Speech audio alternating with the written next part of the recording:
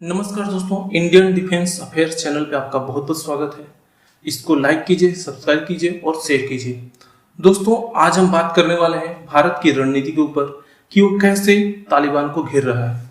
दोस्तों, जब से तालिबान का कब्जा अफगानिस्तान पे हुआ है तब से भारत सरकार उसे नकारती रही है, लेकिन चीन, पाकिस्तान और रूस उसके खिलाफ एक तरफा रणनीति अपना रहे हैं जो विश्व के लिए बहुत ही घातक है। जब तालिबान का कब्जा अफगानिस्तान पे हो गया था, उसके बाद भारत के प्रधानमंत्री नरेंद्र मोदी ने 15 अगस्त को तालिबान को साफ साफ चेतावनी दी थी कि हथियार के बल पे कब्जे को संवैधानिक समर्थन नहीं दिया जाएगा, जो तालिबान के लिए एक झटका था।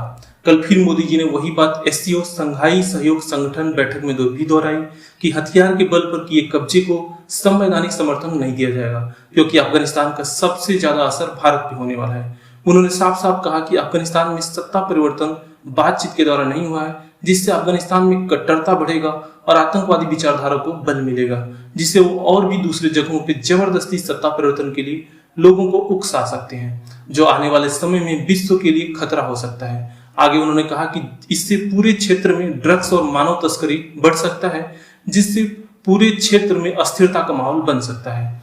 भारत आतंकवाद के खिलाफ शून्य छूट की नीति को दोहरा रहा है।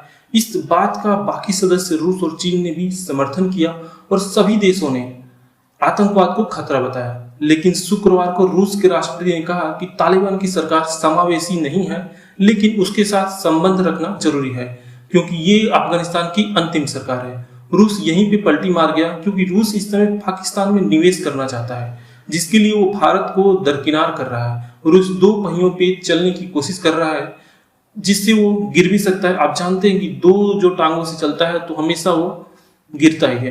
वहीं भी चीन की बात करें तो चीन ने भी यही बात दोहराई जो पाकिस्तान और रूस ने कही है। चीन का अलग स्वार्थ अफगानिस्तान में दिख रहा है, जिसमें अफगानिस्तान में हीलियम और अन्य बहुमूल्य धातुओं की खुदाई करके उससे अफ्रीकी देशों में बेचना, जिससे वो करीब खरबों डॉलर का फायदा कमा सकता है। यही फायदा रूस को भी दिख रहा है, क्योंकि रूस की अर्थव्यवस्था स्थिर हो चुकी है, जिसको तेजी से आगे बढ़ाने के लिए उससे चीन का सहारा चाहिए। इसलिए अगर वो तालिबान सरकार को नकारता है तो उसके हाथ से खजाना छूट जाएगा। लेकिन भारत के लिए तो दोनों तरफ खाई है, क्योंकि भारत ने अरबों डॉलर का निवेश अफगानिस्तान में किया है, जो तालिबान के रहने से डूब जाएगा और आतंकवाद का तोहफा मिलेगा वो अलग से। दोस्तों, इसमें सबसे जो खुशी वाली बात और नफरत वाली बात यह है कि भारत को दोनों तरफ से ही हानि ही हो रहा है। आप इसको खुशी नहीं नफरत ही कर सकते हैं। इसलिए भारत 2 महीने में करीब सभी बड़े देशों को, राजनयिकों को दिल्ली में भेंट कर चुका है। तालिबान की कट्टरता दूसरे देशों में ना फैले, इसके लिए दुनिया भर के नेता भारत की तरफ देख रहे हैं और इसी को लेकर वर्तमान में 4 देशों के राजनयिक भारत से भेंट कर चुके हैं, जिसमें अमेरिका के खुफिया चीफ विलियम बर्न्स, रूस के निकोलाई पार्दोसेव, लिटेन के खुफिया प्रमुख और ऑस्ट्रेलिया के खुफिया प्रमुख भी थे।